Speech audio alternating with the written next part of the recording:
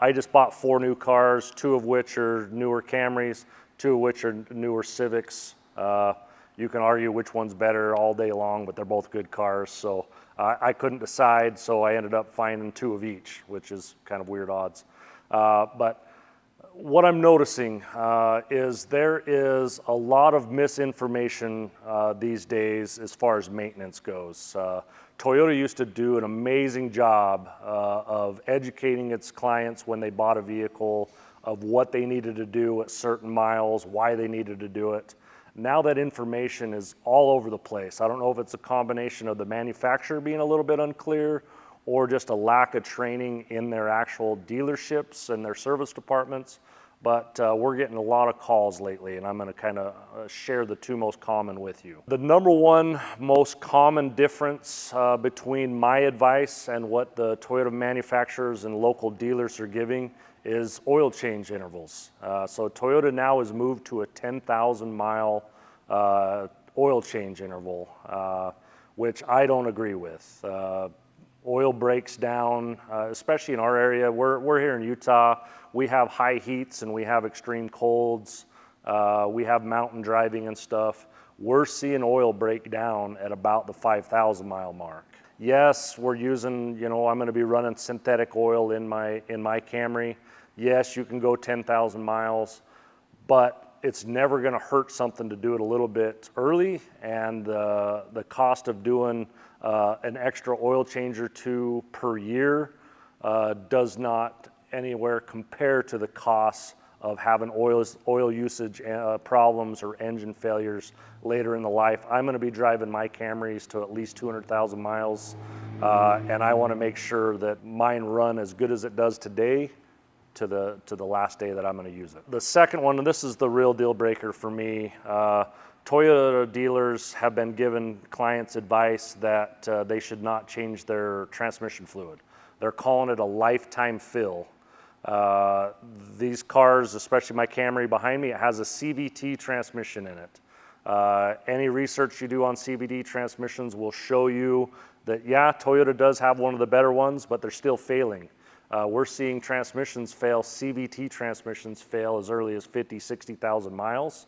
And what's happening is when they're coming in, we're checking them and the fluid has just gotten hot and broken down, and heat has gotten in and destroyed these transmissions.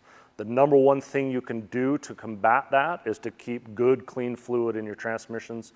My car's getting a transmission service here in a little bit. I think it just turned 31,000 miles. And we'll get CVT transmission services every 30,000 miles, regardless of what the Toyota manufacturer says.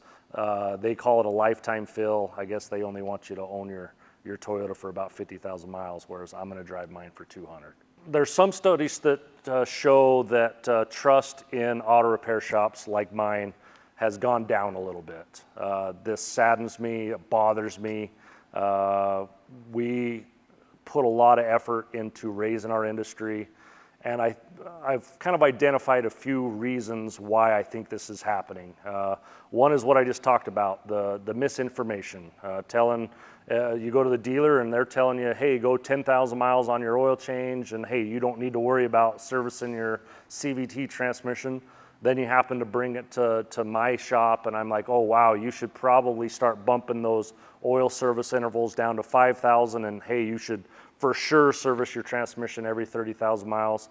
And then you're stuck in this spot where you've got 2 different people that should know your vehicle, right, that are giving you 2 different bits of information. That's confusing. So as an industry, we definitely need to do a little bit better job of being similar across the board.